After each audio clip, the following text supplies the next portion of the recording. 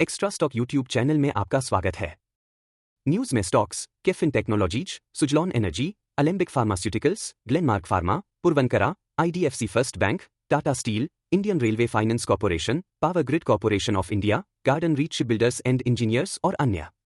केफिन technologies के शेयरों में 8.66% की तेजी दर्ज की गई और कीमत ₹1143.50 तक पहुंच गई।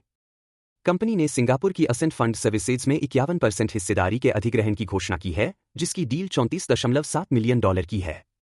बाकी 49% हिस्सेदारी 2030 तक खरीदी जाएगी। जेफरीज और नुवामा जैसे विश्लेषकों ने इस डील को दीर्घकालिक रूप से फायदेमंद माना है। इससे कंपनी की ग्लोबल मौजूदगी अमेरिका और यूके जैसे बड़े बाजारों तक बढ़ेगी। सुजलॉन एनर्जी के शेयरों में 2% की बढ़ोतरी हुई क्योंकि कंपनी को सनश्योर एनर्जी से 100.8 मेगावाट के विंड प्रोजेक्ट का ऑर्डर मिला। यह महाराष्ट्र के जाट क्षेत्र में लगेगा, जिसमें 2.1 मेगावाट क्षमता के 48 विंड टर्बाइन जनरेटर लगाए जाएंगे।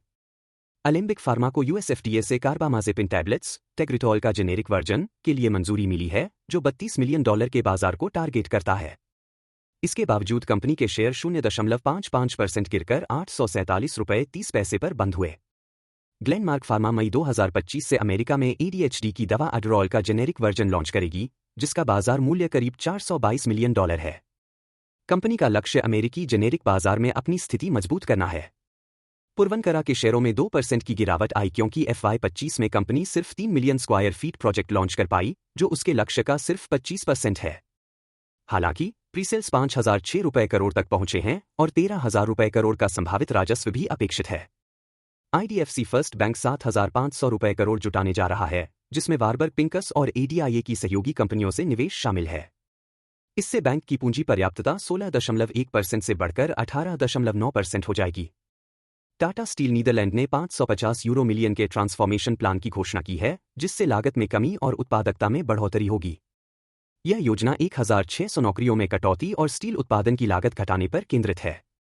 आईआरएफसी ने वल्लभ भाई मणिकलाल पटेल को गैर आधिकारिक स्वतंत्र निदेशक के रूप में दोबारा नियुक्त किया है।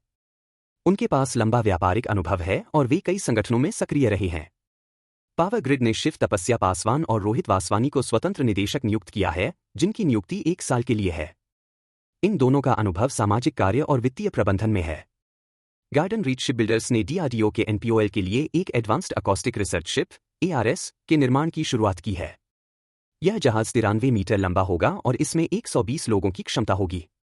लुपिन की नागपुर स्थित इंजेक्टेबल यूनिट को यूएस एफडीए से मंजूरी मिली है, जिससे कंपनी की अमेरिकी बाजार में स्थिति और मजबूत होगी।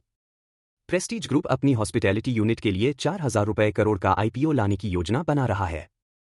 इस राशि का उपयोग नए प्रोजेक्ट्स में निवेश और कर्ज चुकाने में किया जाएगा। जेनसोल इंजीनियरिंग के स्वतंत्र निदेशक अरुण मेनन ने इस्तीफा दे दिया है, जो एसबीआई की फंड डाइवर्जन जांच के चलते आया है। उन्होंने कंपनी के अधिक कर्ज और गवर्नेंस में खामियों को लेकर चिंता जताई है। इन्फोसिस ने अमेरिका की एमआरई कंसल्टिंग और ऑस्ट्रेलिया की दी मिसिंग लिंक को अधिग्रहित किया है, जिससे उसकी डिजिटल और साइबर सुरक्षा क्षमताएं बढ़ेंगी। हालांकि Q4 का मुनाफा उम्मीद से कम रहा। जाइडस लाइफ साइंसेज को मायर-बेट्रिक पेटेंट मामले में झटका लगा है, लेकिन इस पर अंतिम निर्णय 2026 की जूरी ट्रायल में होगा। एनएचपीसी ₹2,000 करोड़ के बॉन्ड इश्यू पर विचार करेगा, जिसकी बैठक 23 अप्रैल को होगी।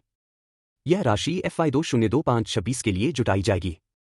एजेक्स इंजीनियरिंग के शेयरों में 5% की उछाल आई है, क्योंकि नुवामा ने इसे बाय रेटिंग दी है और ₹800 का टारगेट प्राइस तय किया है। कंपनी एसएलसीएम सेगमेंट में 75% मार्केट शेयर के साथ अग्रणी है। एक्स्ट्रा स्टॉक यूट्यूब चैनल पर प्रदान की गई सामग्री केवल सूचना और शैक्षिक उद्देश्यों के लिए है। इसे वित्तीय सलाह या किसी स्टॉक, निवेश या वित्तीय उत्पाद को खरीदने या बेचने की सिफारिश के रूप में नहीं लिया जाना चाहिए। दर्शकों को सलाह दी जाती है कि वे किसी भी निवेश निर्णय से पहले स्वयं शोध करें और किसी प्रमाणित वित्तीय सलाहकार से परामर्श लें। एक्स्ट्रा स्टॉक और इसके निर्माता इस चैनल पर साझा की गई जानकारी के आधार पर लिए गए किसी भी निर्णय या हुए किसी भी वित्तीय नुकसान के लिए जिम्मेदार नहीं है। सभी निवेश बाजार जोखिमों के अधीन होते हैं। दर्शकों से विवेकपूर्ण निर्णय लेने का अनुरोध है।